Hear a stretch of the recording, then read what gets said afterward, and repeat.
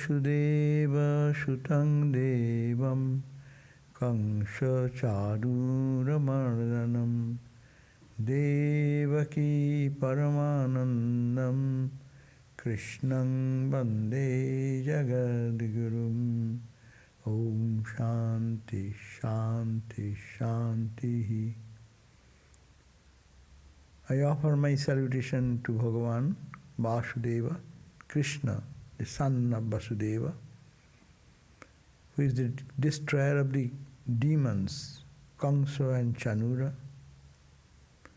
and the darling of the mother Jasoda,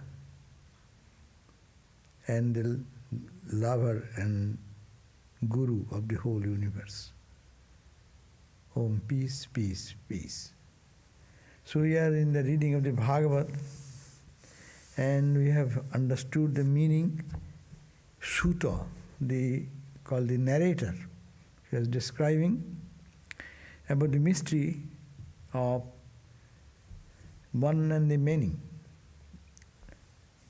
Because though it is a book of divine sport of Krishna, Bhagavan Krishna, it is describing about how that one absolute Satchidananda can become a embodied being like Krishna.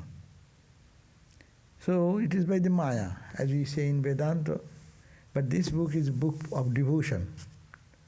Bhagavad is considered one of the Purana, great Purana, and it is a book of devotion mostly.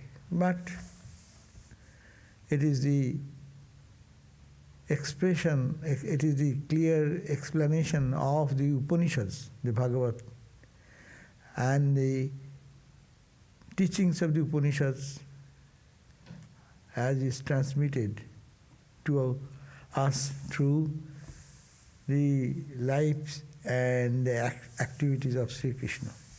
So we are reading now how that one Lord of the universe, the avatar who descends as the incarnation, can behave and be many in this world. So 30 verse it started, we ended up to verse 34. It says that the Supreme Being, who is pure and formless spirit, by his own power Maya, he fabricates all forms of evolutes. Just like a passing cloud against the sky, formations of dust against the wind, we find the objectivity of different things in the sky. The sky gathers, cloud gathers, and we think it is a ghost, it is a god, it is a Shivalinga, it looks like a mother. People, according to their imagination, they impose those ideas. Similarly, is attributed to the pure subject of Satchidananda subject. It is only one absolute truth is there, Satchidananda, and it is there the people are imagination. Imagination of whom? Of the ignorant. People like us who are ignorant, we see like that, but to the knowledgeable people, the children see in the sky so many ghosts and demons or whatever their mind. Some see God, some see demon.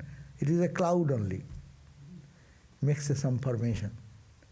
So we, the people in the world who are ignorant, they also do like that. They see this manifoldness, but it is only God everywhere. And how it has become? By its intrinsic power. It's God's power. It's the power inside the Brahman. That's called Brahma Shakti. Here it is the same idea. He's talking that this Maya fabricates what? All this with her evolutes like Mahat Tattva and the other categories. So distinct from the gross body, this body is the gross body. Distinct from this gross body, there is Jiva, a transmigratory soul, who enters into this, who enters this and goes into another body. It is a bhakti book. What type of bhakti book is this? A total Vedanta.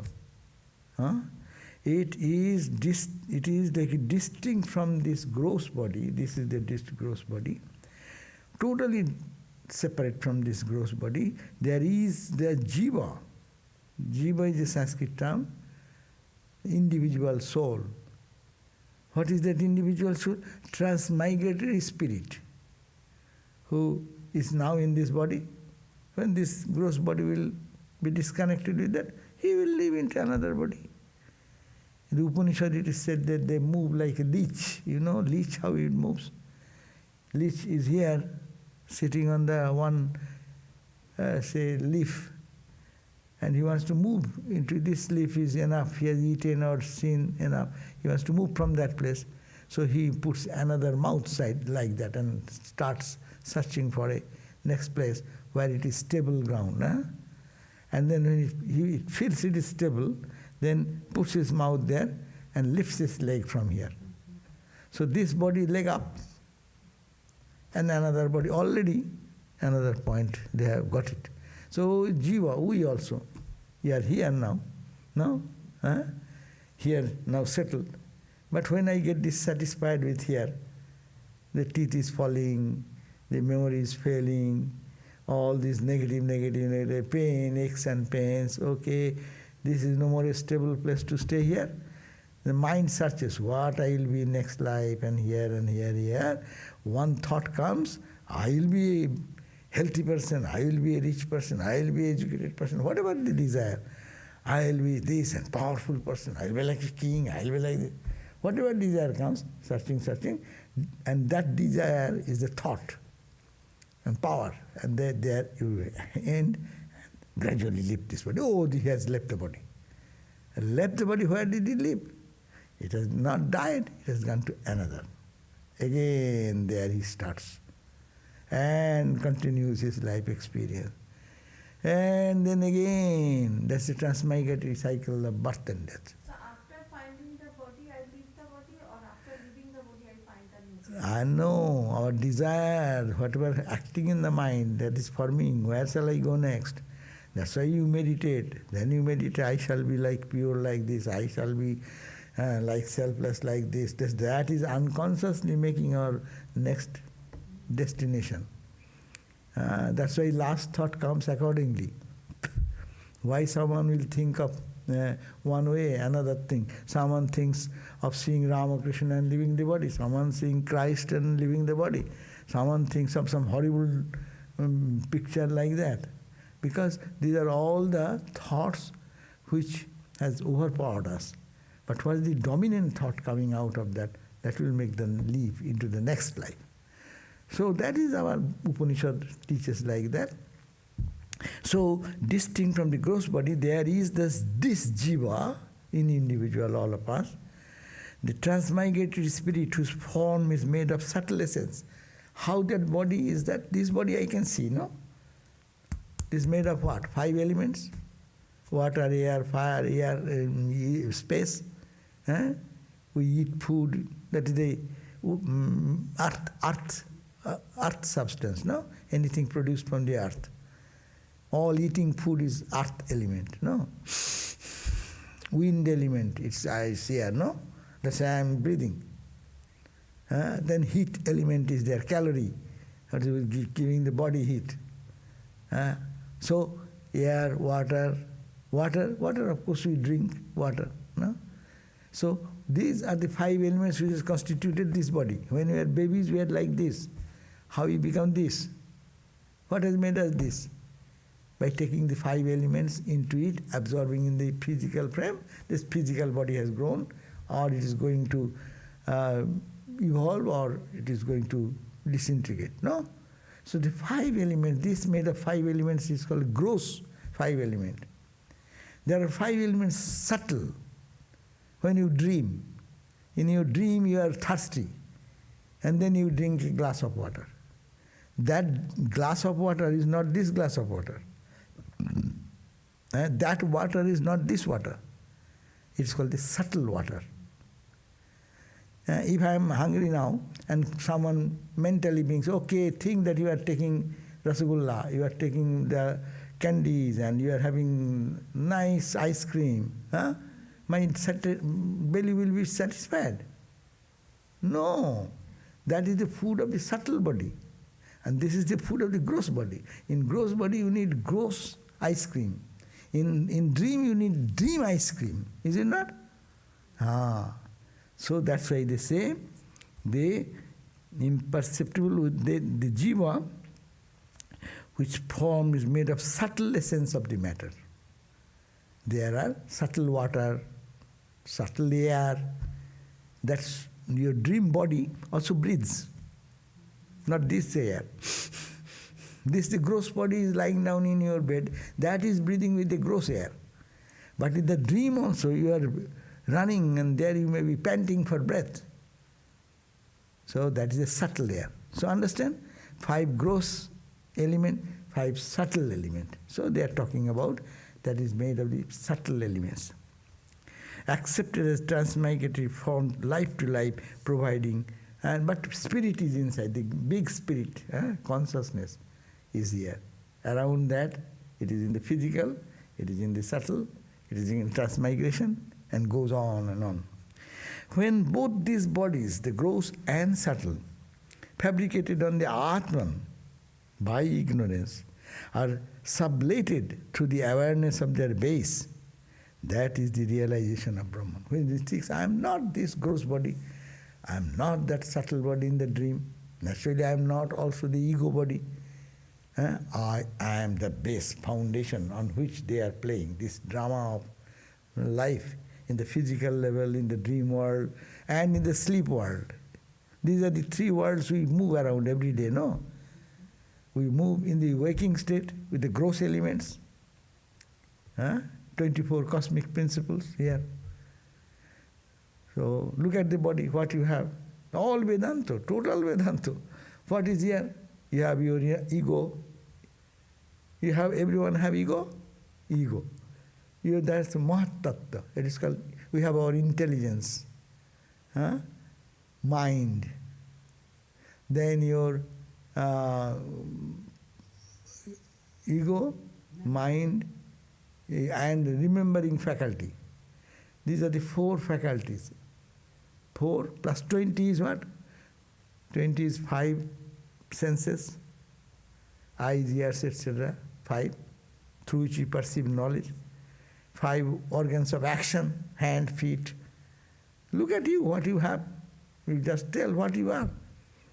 5 working organs, 5 perceiving organs. 5, 5, 10. 5 prana. Prana is functioning in 5, and 5 gross elements. 5 gross element, 5 subtle element. 5 gross element is air, water, fire, space, etc. Shiti, Ap, Tej, Marut, Bam. And 5 subtle element. Subtle part of water in the dream. Subtle part of air. Subtle fire. So these are the 5. So 5 organs of action, eyes, ears, etc.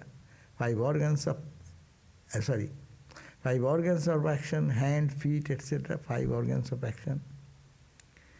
5 organs of perception is the eyes, ear, nose, touch, etc. 5 gross elements, earth, air, fire, water, space. 5, 3 into 5, 15.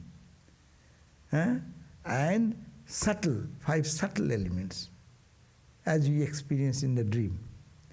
So 5 into 4 is 20, and 4 mind, buddhi, mano, buddhi, chitta, ahankara. Mind, buddhi, memory, and ahankara, ego. These constitute the whole world now. This is the gross. When you go to sleep, then you drop a few of them. This physical part you drop. But your mind still remains mind there. Your intellect remains intellect. Your senses, you see there, you hear there, you feel there, heat and cold, everything is there. So 5 organs of perception is there, 5 organs of action is there, but they are subtle, subtle, subtle. This is gross, gross, gross. So these all remain minus the gross part. That is the subtle body. 17 elements they call. 3 times 5, 15. What are the 3? Organs of perception in the dream. Imagine your dream. You have your eyes, ears, etc. These are the 5. You have your hand, feet to work. That's 5. And also 5 elements. There also you eat. That subtle body is sustained by breathing. Not this breath, subtle breath. Yeah. So this is the whole Vedanta Saro talks about it. It takes months and months to understand this philosophy. But just quick, I cannot go that. My time, 15 minutes is gone. But to understand is good. That means who transmigrates, get it clear today. This body drops, nothing drops. I am I. That I, the jiva, is inside now. Now he only, like a leech, when it wants to get out of this old, worn out garment into another, then he lifts and this body becomes dead body and 5 elements remain here. No? But he moves into the subtle body till he gets a good body in the mother's womb again. And during that period, he has on the astral body we call. That is a subtle body. Like you dream. You dream. When you dream, you are dreaming in the world. So we are all, say this room, if someone is sleeping in a big hall, 100 people are sleeping, 100 people are dreaming. But no dream interjects anyone. Your dream is your dream, my dream is my dream, everyone. That means that is a different space, not this space. So, these 5 elements, 5 space, etc., etc., 17, that's why I call subtle body is 17. Gross body is 17 plus 5 plus 2. Anyhow, I don't. So this gross body is left, the subtle body one goes. Why it happens? But this going and coming, going on, but a time comes, both these bodies, what is this body? Now, down, gross body, and just in the night time is subtle body. These 2 bodies, fabricated. How it is fabricated? It is only Atman is there, only Brahman is there everywhere. Nothing is there, it is Maya. It is appearing only. These are imaginations of the mind. Vedanta called ignorance.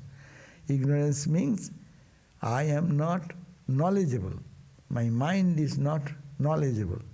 So, fabricated on the Atman by the ignorance, are sublated through the awareness of base. When it is knowledge, I know that who am I? This neither the gross body, neither the subtle body. I am the base, Atman, behind. Behind the gross, behind the subtle, behind the causal. We have 3 bodies. Gross body, subtle body, dream body is subtle body, causal body. Causal body is your ego body. When you sleep, in that sleeping time you have nothing, but you have a body. That's why coming out and say, I slept well. The I was there. That guy was still there. I guy is now working here through the body, mind, eyes, all these instruments. That's now here. Even in dream, you talk to people. Your ego is still functioning there. But when that also goes away, you sleep. When you sleep, you do not know anything. And you say, I slept well. Tell I, the guy I is there. But how I functions? Behind the I is the Atman, the Sakshi, witness, the conscious entity behind all duality. No? So, that is the realization of Brahman. When you know In one verse, he has given the entire philosophy, no? That you know that you are Brahman, you are Atman. No? So when you know that I am not this physical body, not this subtle body of the dream body, neither the body who sleeps well, causal body, but you know I am the substratum, I am the base, foundation of all this body which is played by ignorance, I am pure. I am that Atman. Then it is when Maya, the power of the Lord, which functions both as avidya and vidya, are binding and liberating, is pleased to function as vidya, that the jiva attains supreme enrichment. When one can be free, supreme realization will come when we have to know this is happening. I am thinking I am this, you are thinking you are that. Again you think in your dream you are you went to a sage, you went to a holy pass, or you are facing a tiger and just chasing you, or somebody is with a gun following you. All this concept, it's all Maya. And also deep dream, you are also ego, that's also under Maya. It's the Shakti of Brahman. When you understand this, and it has no connection with me, I am that consciousness, then one becomes liberated. And avidya becomes vidya. Vidya means knowledge. Avidya means ignorance. That due to ignorance we see all these things, but when the knowledge grows in us that this Atman is separate from that, then you are free. Now, 35 verse. In whom, him is capital, who is the resident in the hearts of all beings, who is birthless and actionless. These births and activities as incarnations are described by the wise as a mystery which only revelation can explain. No? Now the question comes that evam janmani karmani, this janma, this birth, this karma, what we are doing, the actions, janmani karmani, he akortur ajanmassacha. It is happening for that who is beyond all ego, pure consciousness, akorta and ajanasya, who cannot he cannot born any time. He is infinite. Our Atman is infinite. Our Atman is birthless, deathless. It takes a birth. It does some work. How? Janmani karmi bornayanti. That has been described. Why we are working, how we are working. That has been explained and described as what? Kabayo, the knowers of truth. Veda gujhani hi utpate.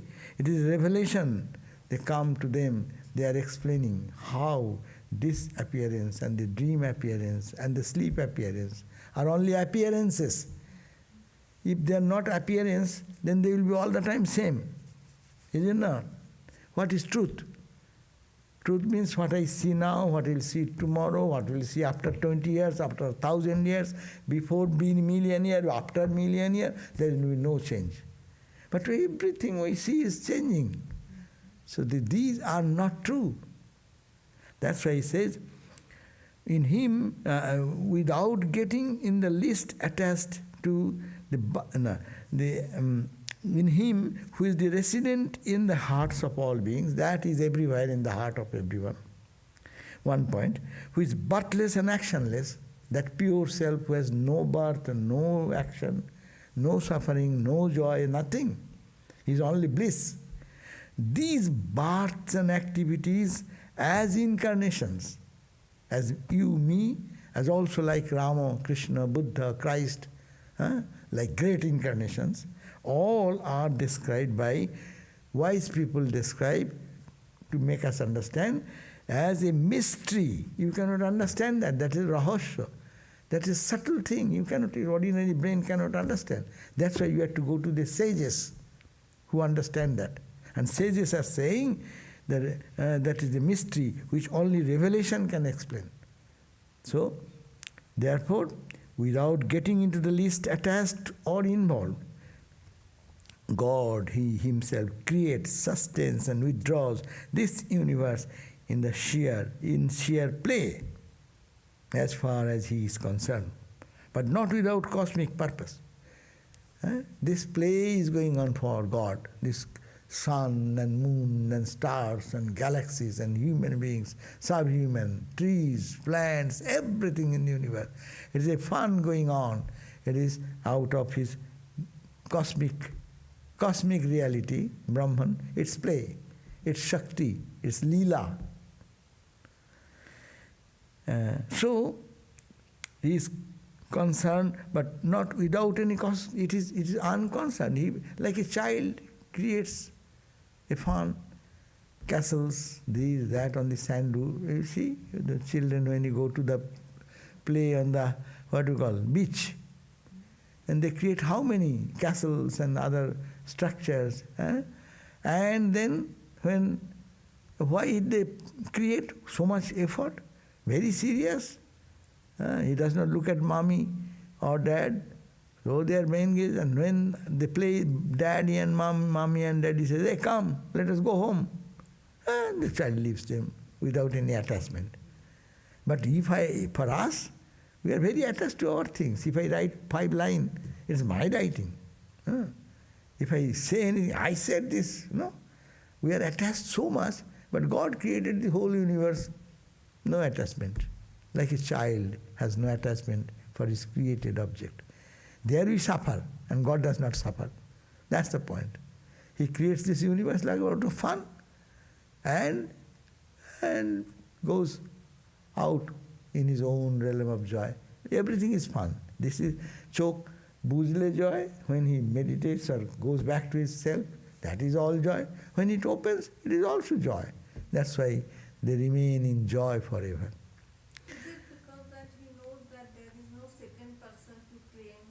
That is true, Vedantic way. Otherwise you can say that there is His creation by His Maya Shakti.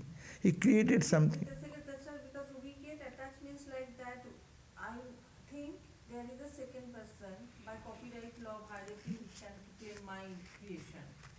But God knows there is... Whenever I comes, you come. That is the point. If there is no I, there is no you. So you can say you comes because of I comes because of you. Because if there is no I, there is no you. So that's why when we go to deep sleep, there is no I, no you. But whenever my I, little trace of my remains in the dream, therefore you are there, so many thoughts are coming, all these fear and anxieties or joy or fun, everything, and now also. So ego, I is the point, you can say you also. Being the master of all the 6 senses, that means the God, we are not master, but God, like Rama, like Krishna, we are talking about Krishna Bhagavan. Like Rama Krishna, you can always think when you talk about Rama Krishna. So when you think that all, being the master of all the 6 senses, possessed of unrestrained freedom, he has the power. He is always possessed of unrestrained freedom. Nothing can bind him. He permeates all beings and enjoys all objects through them without involvement. He permeates everything. He knows he is uninvolved, but he has the power of control over the senses, and he permeates and sits in the hearts of all, and he plays and enjoys in how many forms. It's a enjoyable business. Suppose you could have divided yourself in front of others and 100 figures, no? And one is dancing, one is singing, but it is all, you are enjoying that, all this fun and joy. God has the wonderful capacity. Rama, Krishna, Buddha, Christ, they come with this knowledge fully well. It is the power of the Brahman. With that power, it is the Brahman himself with its own power manifests himself as this universe, and he permeates into the universe and enjoys everywhere through everybody. No? As we see before the mirror. No? Why do you go stand before the mirror? To see yourself. What to see? You are. What to see? Oh, I want to see myself. And when we go to see ourselves, then we see different way. We see the pure Belgium glass should be there, one concave glass should be there, one convex glass should be there, is it not? To see our wrinkles are there or not. So all these things. So God also wants to see how I look with the mirror. I give the example that when God enters into a room, billion, trillion of some glasses are there. Suppose you enter into a room, you are only one, and your reflection goes on billions and millions, millions and billions of glasses, which is concave and convex in different degrees. You will look million and billion. Nothing has happened. But you can see billion and billions, no? And each is different.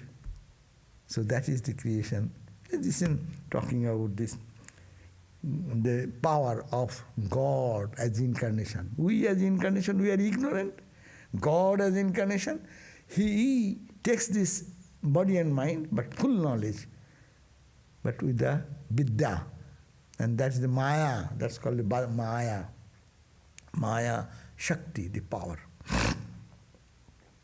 Just as an ignorant spectator is not able to recognize the actor behind his makeup, so also no one having a limited and perverted intelligence, depending on his skill in logic, can understand the mystery of the Creator's manifestation into countless names and forms.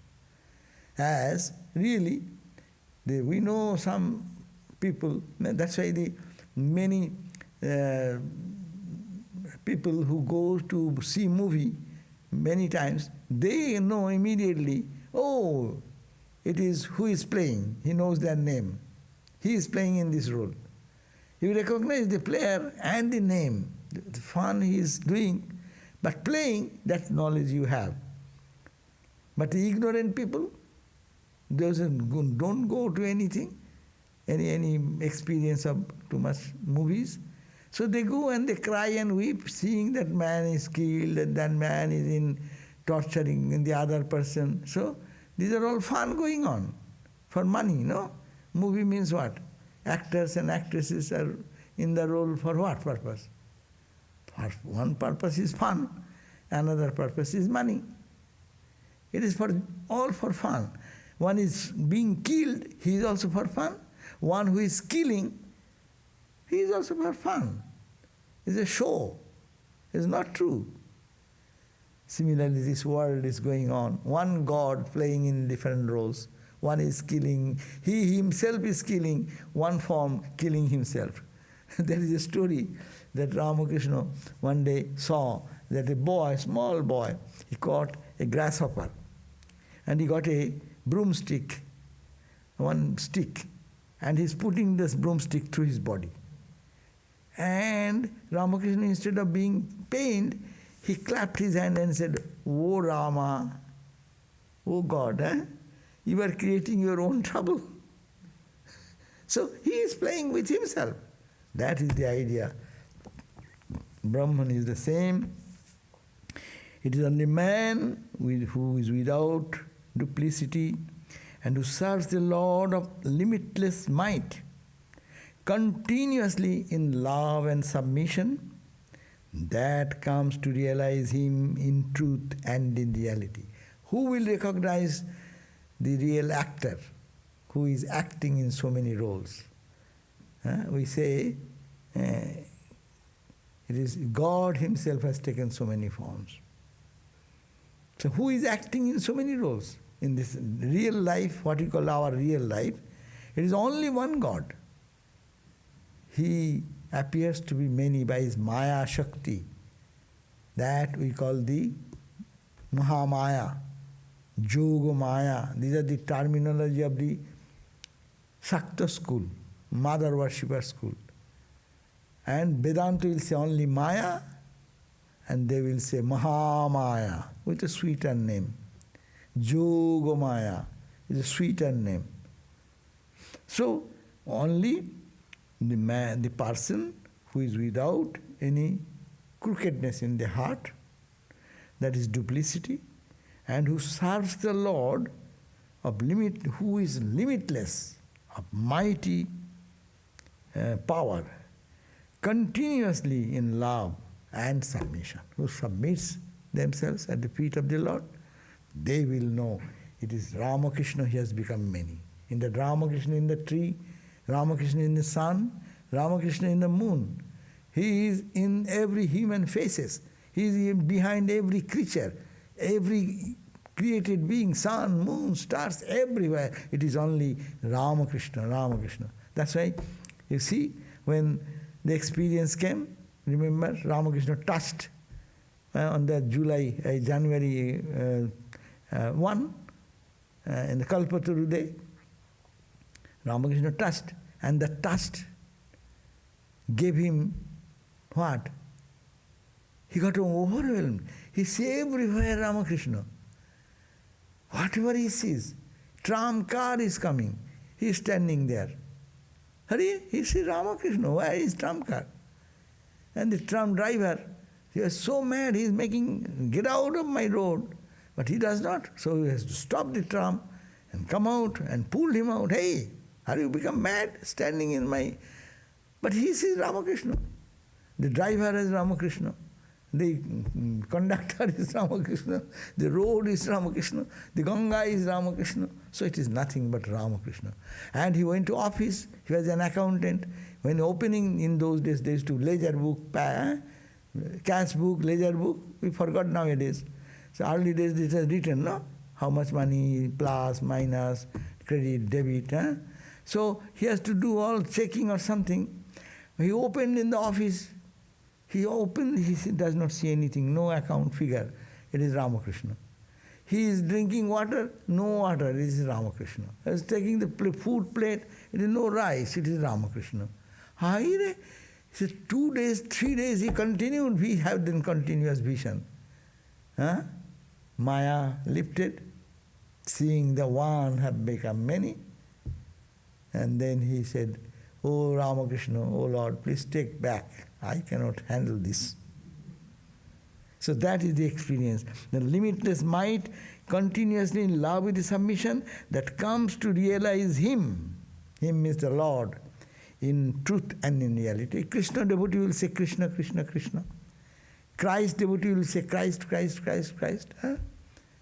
Christ in the front, Christ in the back, Christ on the right, Christ on the left.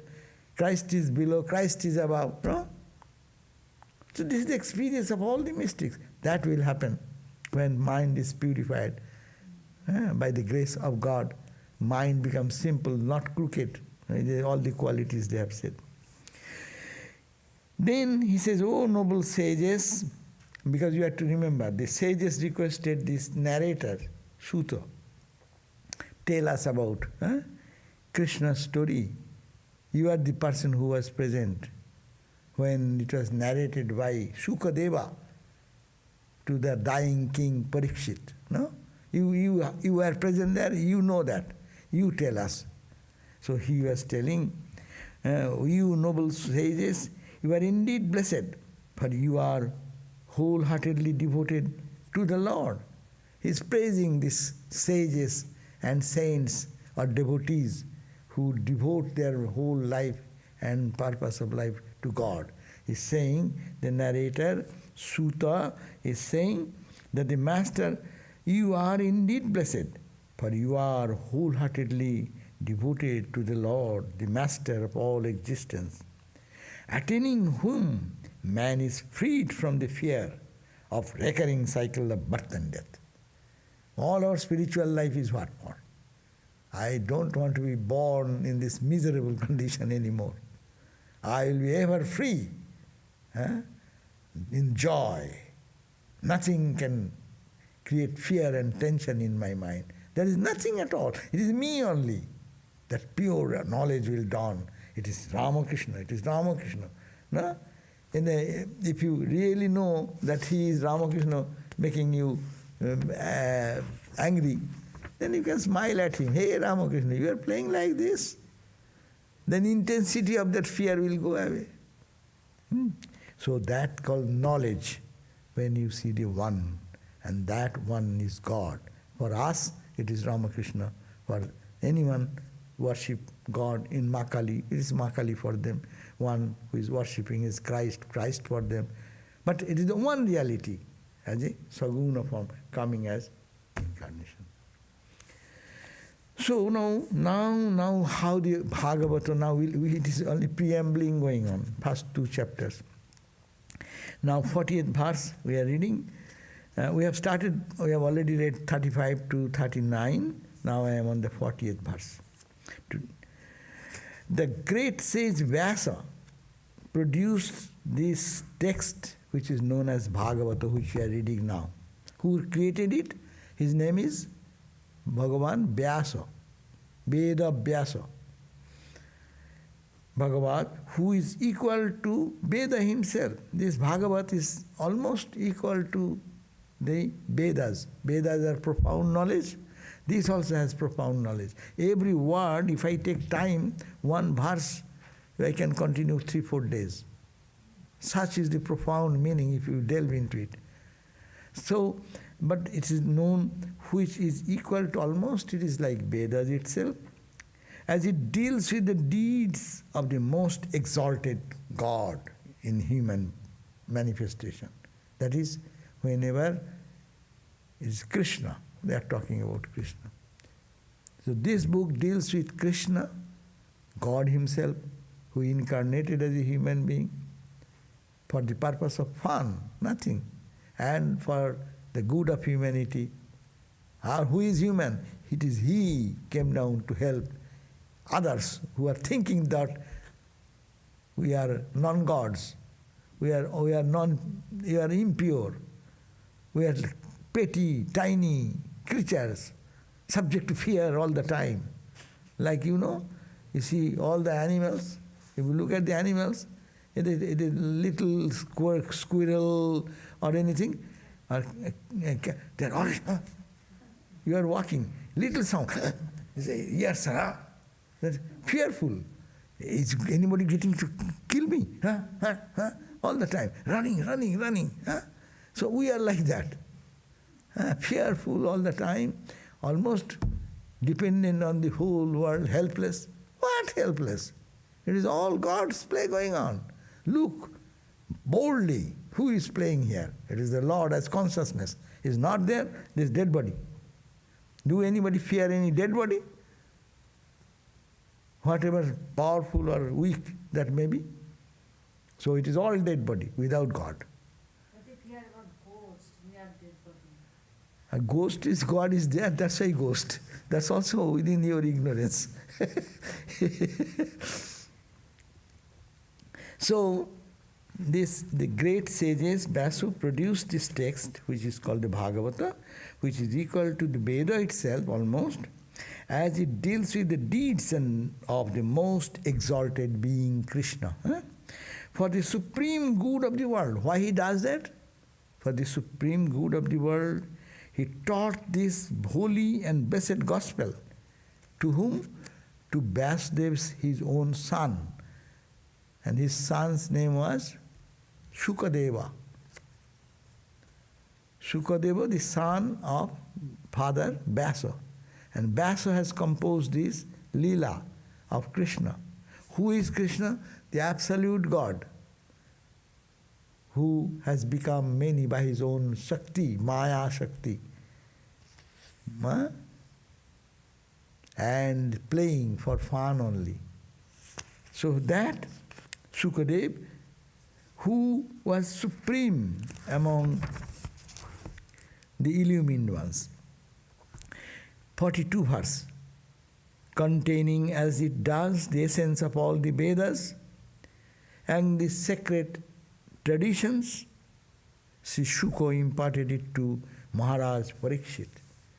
Shukadev, the son of Vyasa, this knowledge which we read all these pages, we will read in all these pages, that has been absorbed from his father. Shukadeva absorbed it from his father. Shukadeva transmitted it to the king Parikshit, who was being cursed to die within 7 days. Death is knocking at the door, only 7 days lifespan. that dying soul who is eager to know about God was being given this knowledge by the son, whose son's name is Shukadeva. Sarvaveda nihashanang sarang sara samudritam. It is all sarva vedeti hasanang. Sarva Veda means all the four Vedas, Sarva, all Vedas, and Itihasang, and the story. Itihas books means the traditions, sacred traditions, which is sarang saram. Essence of them have been samudritam, has been churned and brought out. Satu sang sravayamasa. That truth has been given to hear. Who? By Maharajang Parikshitang. Maharaj Parikshit means the Parikshit was the king of India then. The emperor. India then extended long. It is not India today. It was all Pakistan, all Bangladesh, all Afghanistan, go up to that. That was one extended India from there to there. And he was the emperor of India. Right? He wanted to give up his body, hearing about holy thoughts of God. Now, 43 verses, Maharaj Parikshit was then lying on the bank of the Ganges. That was the style. When you want to die, just go into the secluded place, detach from whole family and relation, think of God day and night, and lay down on the bank of the Ganges. And Ganges, why? Ganges is considered the most auspicious, pure. It purifies your body and mind. And your mind being intended on God, you will think of God and leave the body. So you are not to come back again. So king was waiting there, Maharaj Parikshit, Prayo Upavishtam Gangayang Paritang Paramorsivi. Prayo Upavishtam, that means lying there, where? Prayo Upavishtam Gangayam, on the bank of the Ganga, Paritam, surrounded by Paramorsivi, all the great rishis, the seers of truth, surrounded by holy men, and Krishna sadhamu pagate dharma jnana divi saha, under a vow of fast until death. He was sitting there and surrendering himself to God. He was waiting the death to come.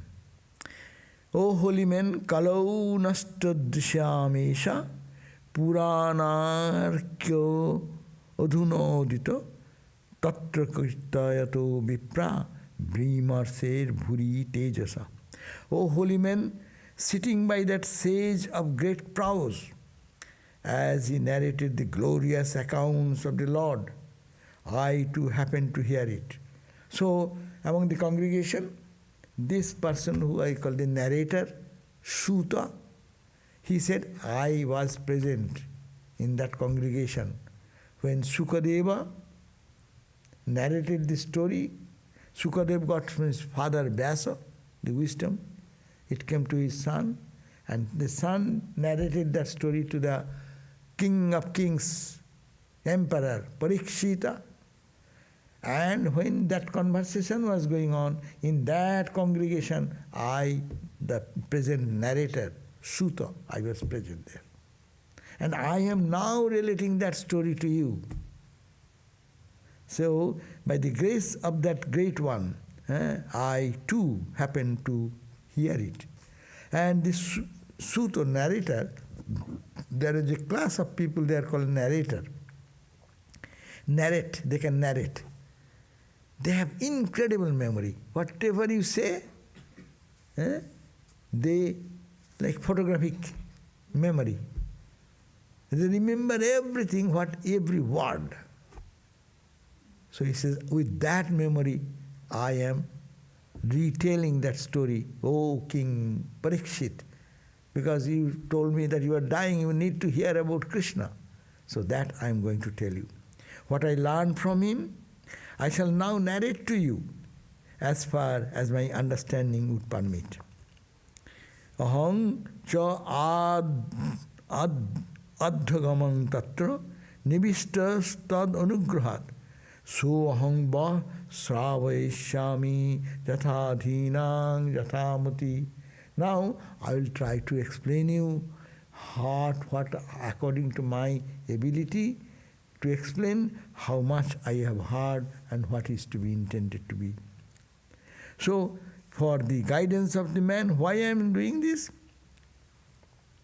For the guidance of man, rendering spiritually blind by evil age of Kali, which set in with Krishna's attainment of his abode. That means when Krishna left the body, died, that is the time Kali Yuga started. Krishna and the subsequent disappearance of virtue and enlightenment from the world, when the virtues of life went down, decadence, and enlightened from the world, the spiritual sun of a Purana has now arisen in the firmament of the thoughts. It's very poetic. Aham cha adhagamam tatra nivistas tat anugrahat. So aham saveshyami. What I have heard, being humble there, I listen and I will now relate to you what I have heard, no? Which will purify the heart. Now we start the chapter 4. Chaturthodhayo Vyaso Vaso. Now he is saying as if what he has heard from the narrator Suta. Suta is now remembering what he heard from the Shukadeva. And Shukadeva is saying that Vyaso Vaso, my father said. Understand? Do you understand this link? Now the narrator is telling the story what we are getting. And this narrator, how he is telling, he is being approached by many elderly sages and saints. Seeing this narrator, said, oh, you know about the Sri Krishna's life and teachings and all this, please narrate to us. You are very kind, you have the memory, please tell us. So now he is telling that I have heard it from the son Shukadeva. Shukadeva heard it from his father. What I heard, now I am telling. What said? He said, Vyaso Vaso. That means Shukadeva saying, my father said this. What he said? Iti brumanam sangstu yamuninam dirghasatrinam vriddha kulapati shutang brihabbrichas shaunaka bravit. On the day of Vyas and his what? Congratulating the Suta who spoke as above, Shaunaka, the master of the Rig Veda and the leader of the sacrificial congregation, said, what he said? O Suta, the great narrator, narrate to us that sacred text, what is called the Bhagavata. This is the Bhagavata, which the holy Shuka revealed to you. To which age does this subject matter of Bhagavata pertain? One question. Which period of time this incident happened? Where and for what reason this sacred book text comes into existence? Prompted by whom did the sages, that is sage Krishna, produce this text? Why this book is produced? These are questions from the sages to Suta. Sri Shuka, the son of Vyaso, is a great yogi, established in his mind in equanimity, and he is always in the consciousness of the Absolute. Established in oneness and awakened from the sleep of ignorance, Shuka hides his greatness, passing for a dull man. While following his son, Sri Shuka, who was going ahead stark naked, the sage Vyaso came across a bevy of heavenly nymphs engaged in water sports. Seeing the sage, they put on their robes, though they had not done so when the young Sukha had passed that way earlier. When the questioned by the sage on their reason for their strange conduct, the damsels replied that the Baso still retained the sense of difference between man and women, but not his son, who was endowed with absolute purity of outlook arising from the perception of the same Atman in everything. Moving about, and as he did, like one intoxicated, or dumb or dull, how was Sukha recognized by the people at Hastinapur when he entered that city after passing through the land of the Kurus and the jungles? What was the occasion for this conversation between the great sage and Raja Maharaj Parikshit, the grandson of Pandavas, which the conversation, you say, led to this revelation of the doctrines of devotion called Bhagavatam? So you are putting question after question. Question after question. When Shukadeva is born as a man of perfection, from the birth he was full with the knowledge that I am Atman, I am Brahman, I don't belong to it, everything is only God. So with that wisdom he was, so that the father Vyasa is running after the son, but the son is detached from the world. See, Sukha is said to tarry at a house only for a very short time, just what is requiring for milking a cow, and that only for sanctifying the people by his presence. O dear one, we have heard that Parikshit, the son of Abhimanyu, was a man of exceeding devotion to the Lord. Therefore, we'd like to hear about the unusual circumstances attending on his birth and of his great achievements in life. An emperor that he was, why did this scion of the Pandava clan forsake all the might and majesty of a vast empire and undertake the vow of fasting unto death on the banks of the Ganga? He is a powerful king of whole of India. Why he had to go back thinking that someone has cursed him, that he will die within 7 days with a snake bite? That was the curse for the king Parikshit. So king, what a prowess of a king, power. He is fearful about a snake bite. And he gave up his kingdom and then came to the bank of India. This is the beauty of India.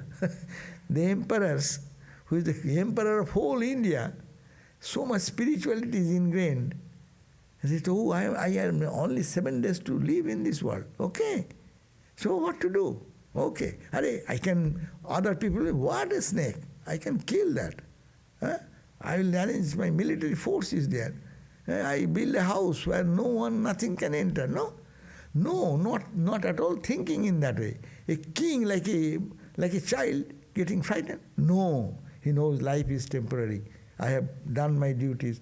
Now let me see the ultimate journey from this. That's why India is always so spiritual and callous about the material development. That's why so many hundreds of invasions and destructions has happened to India through centuries. Read the history of India. They are so they carry so much value because of that. Everyone took advantage of them. Everyone stole their material prosperity and they become the beggars and beggars and beggars.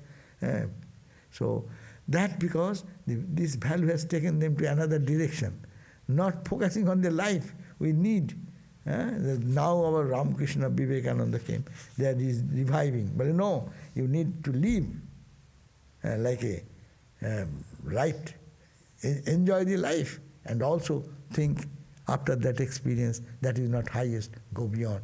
That means material prosperity, spiritual development should go side by side. That's why Swamiji said ancient India was so great in its material prosperity, in scientific development. Never ever one can excel that. And also spirituality, of course.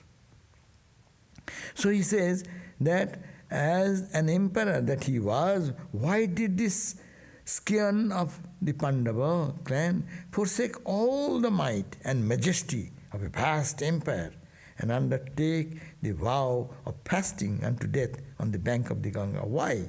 He, at whose feet even his enemies took shelter with all their wealth, why did a king so young and so mighty think of abandoning all the good things of the world and even life itself so dear to men?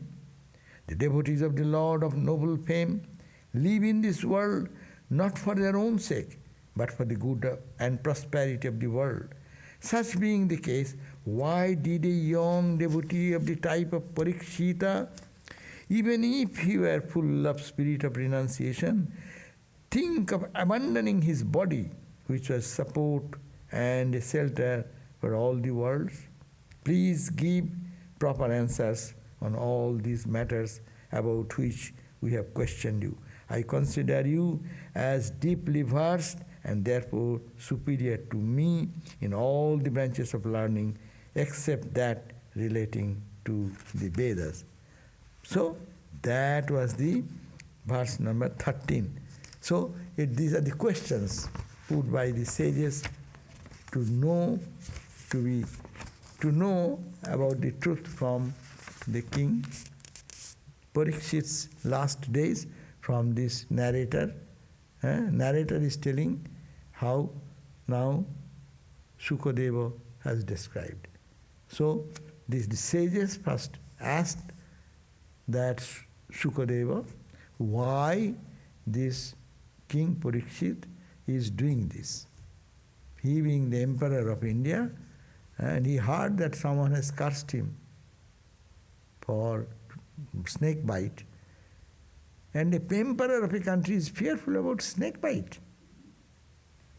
And he's mighty powerful. He's proud. You can imagine how powerful. He is ruling the whole India. He's so weak person. He's a kshatriya, fighter. Why he is doing that? For the power to know the truth.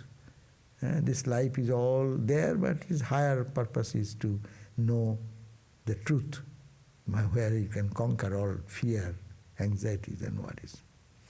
Do we know if he died?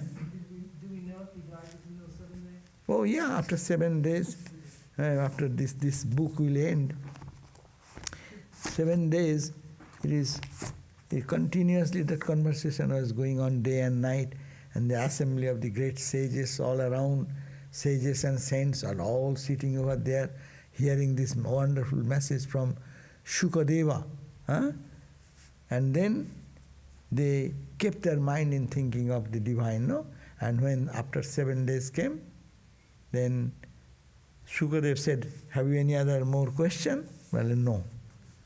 Last response, they said, are you fearful about death? Well, no, I don't fear death anymore. I have conquered death. This book is the purpose of this book is to conquer death. Challenges comes, difficulties come, conquer. And conquer with the knowledge of the highest truth. That is the end result of this reading of this book. And he died. Died means that time it is described, a snake like that came and bite him, and then what happened? A refulgent ray of light came out of his body, and a divine in him merged into the cosmic divine. So that type of description at the end of the book we will find. So we end here. That is the verse number what?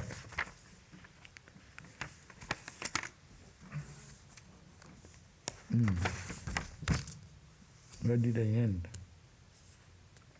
The 4th chapter we started, no?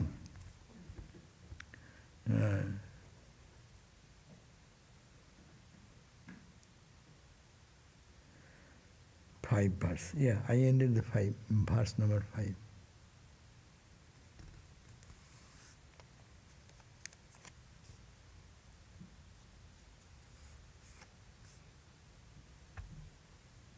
Okay? Om Shanti Shanti Shanti Harihi Om Tat Sat Ram Krishna Arpanamastu.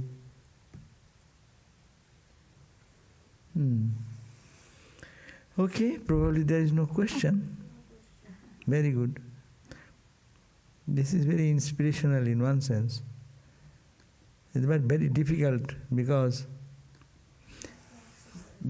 oh, I forgot to say. Yes, classes will be there 7:30 again, and that will be for Shanti Gita. A new chapter, no? Probably new chapter. Chapter 4. Oh, we can make a synopsis of chapter 3 also. That we can also do. Because who will remember? We are reading, that's all.